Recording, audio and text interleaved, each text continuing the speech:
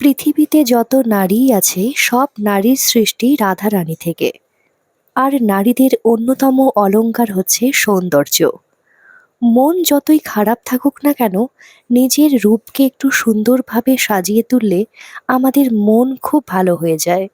আর আমরা যারা দীর্ঘক্ষণ মঞ্চে কাজ করি, আমাদের জন্য একটু মেকআপ তো নেসেসারি। কারণ লাইটে অনেকক্ষণ থাকলে স্কিনটা অনেকটাই ড্যামেজ হয়ে যায়।